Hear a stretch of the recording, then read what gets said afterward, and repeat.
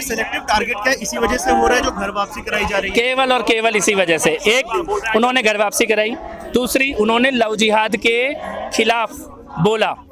Love जिहाद के खिलाफ जिस दिन बोला और जिस दिन से उन्होंने आदिवासी क्षेत्र में घर वापसी कराई, उसी दिन से उनके ऊपर हमले हो रहे हैं। इसका और कोई कारण ही नहीं है। इतिहास गवाह है कि जिसने भी सनातन धर्म को शिखर पर ले जाने की बात की है, उसको दबाने की कोशिश की गई है। कोई अपना है, ये 30 लाख की बात करता है, तो ये भी ऐसी बात होगी जैसे बोलता ना इसका सर काट के लाओ तो मैं 50 लाख दे दूंगा। तो इसने भी ऐसी बोल दिया कि बाबा जी मैं 30 लाख दे दूंगा। इसकी अपनी 30 रुपए की औकात नहीं है, ये 30 लाख रुपए कहाँ से देगा? ये कुछ चंद मुट्ठी भर लोग हैं, ये क्या है टीवी के आगे अपने वोटिंग के बारे, और मतलब विपक्ष के वोट भी तो होते हैं ना, उनको वो भी तो चाहिए। भक्तों के मन में गुस्सा है इस आरोप को लेकर। गुस्सा अगर सामने आ जाए तो चीड़ के रख दें। इस केस में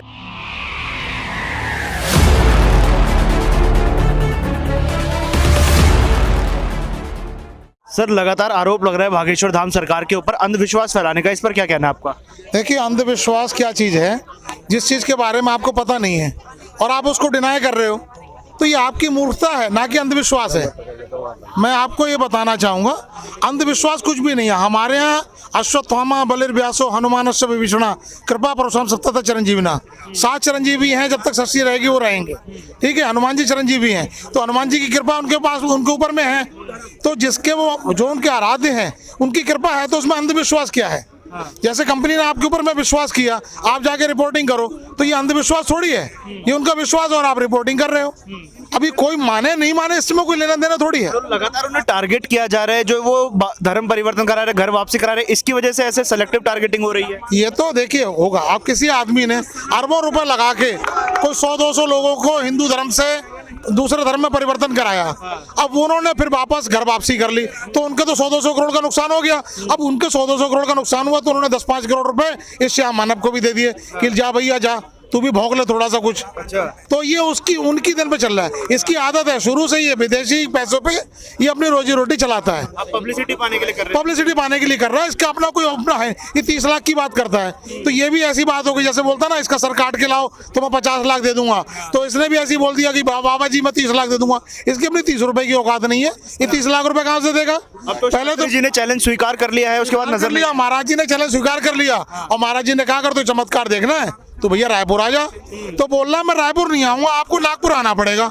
अगर कोई चूहा शेर को अगर कुश्ती की दावत दे और बोले भाई मेरे बिल में आके लड़, तो शेर उसके बिल में घुस जाएगा क्या? तो ये तो ऐसी बेवकूफी वाली बातें कर रहा है, उसका अपना कोई अस्तित्व नहीं है। उसने इससे पहले राजीव दीक्षित जी के ऊपर भी बोला था अपनी प्रसिद्धि पाने के लिए, लेकिन वो भी इसके साथ में उल्टा पड़ा।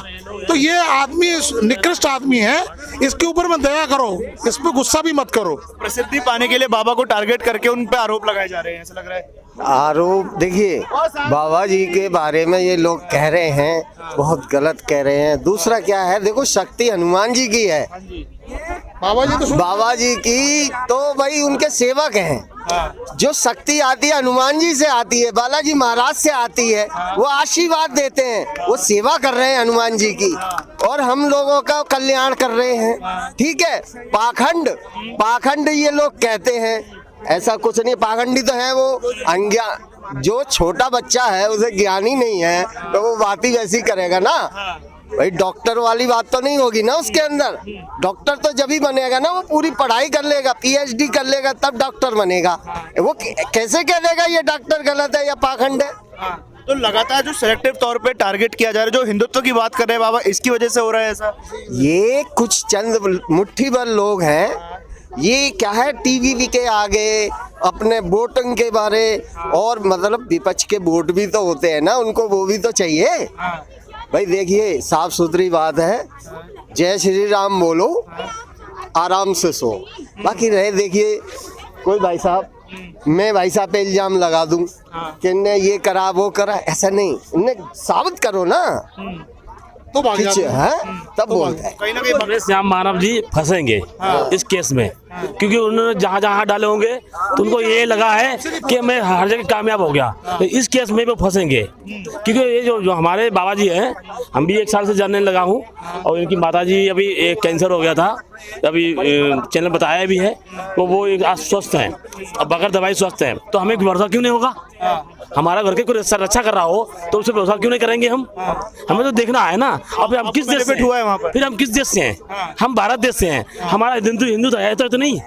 सन 90 में कश्मीर से चला गया, केरल जा रहा है, बंगाल जा रहा है, तो क्या मतलब है? तो टारगेट नहीं, क्या है ये बताइए ना आप मुझे। तो बाबा हिंदुओं को एकजुट करने की बात करते हैं, तो इसीलिए वो सही कह रहे हैं, वो सही कह रहे हैं, सबको आँख ही खोल रहे, वो तो सबकी आँख खोल रहे हैं कि सब एक हो जाओ, हिंदुओं तो रहो इतने ही, लेकिन इतने से बहुत सारे हो जाएंगे हम। आज मोदी जी अगर प्रधानमंत्री हैं, किसी बल पे हैं? हिंदू बल पे हैं।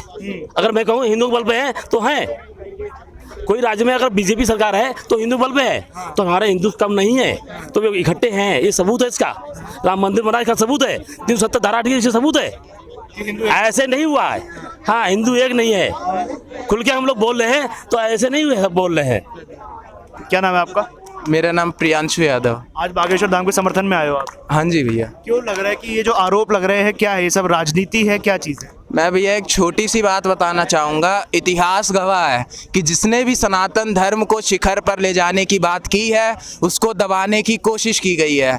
और आज बागेश्वर सरकार जो अपने मंच से ललकार कर कहते हैं कि हमें सनातन धर्म का झंडा दोबारा से गाड़ना है, सनातन धर्म जो कि इतिहास का सबसे महान धर्म है, उसको दोबारा से वर्ल्ड में उसकी एक छाप छोड़नी है, उनको दबाने की कोशिश की जा रही है। तो इसीलिए मैं क्या है उनके सपोर्ट में आज आया हूँ। हम देखते हैं कि बागेश्वर धाम सरकार के जो मंच है वहां से कई बार शस्त्र शास्त्र दोनों की बात करते हैं, क्या लोगों को भड़काने का भी आरोप लग रहा है उन पर इस बार? तो जी, हमारे शास्त्रों में भैया एक लाइन लिखी गई है, अहिंसा परमो धर्म। अच्छी बात है, ये बात हमें बताई जाती है, लेकिन उसके आगे की लाइन है धर्मो हिंसा सदैव चा, अर्थात देश और धर्म की रक्षा करने के लिए अगर आपको कभी शस्त्र भी उठाना पड़े ना, तो आपको वह उठाना चाहिए। इतिहास गवाह है कि मोहम्मद गौरी को पृथ्वीराज चौहान ने कितनी बार छोड़ा था? 17 बार छोड़ा था ना, 17 बार माफी दी थी, मारा नहीं। लेकिन उस मोहम्मद गौरी ने केवल एक ही बार में पृथ्वीराज चौहान को मौत के घाट उतार दिया था।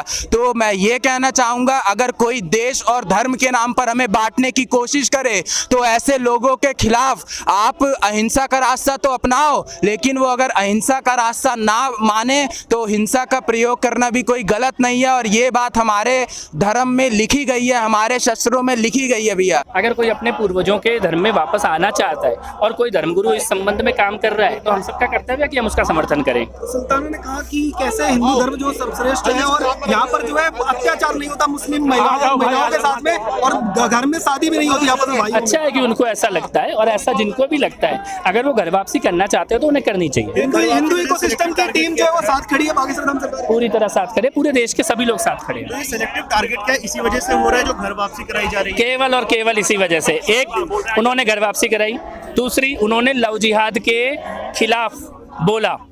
लव जिहाद के खिलाफ जिस दिन बोला और जिस दिन से उन्होंने आदिवासी क्षेत्र में घर वापसी कराई, उसी दिन से उनके ऊपर हमले हो रहे हैं। इसका और कोई कारण ही नहीं है। मेरा नाम शशि कपूर है, मैं उत्तम नगर नई दिल्ली से आई हूँ। जैसे धीरेन्द्र शास्त्री जी पर आरोप लग रहा है, जो श्याम मानव ने लगाया, इस पर क्या कहना है आपका? इसमें मैंने बहुत कुछ कहना है। ये जो श्याम मानव अपने बिल में छुप के बैठा हुआ है, सामने आ जाए गुरुजी के, गुरुजी किसी के नौकर नहीं है जो उसको जाकर चैलेंज उसका स्वीकार करेंगे। उन्होंने उनकी चुनौती स्वीकार की है, रायपुर में उन्होंने चैलेंज करके दिखा भी दिया। खुद तुम्हारे एबीपी न्यूज के उसको भी उसकी भी सारी हाँ, इन सबको उन्होंने सब कुछ करके दिखा दिया।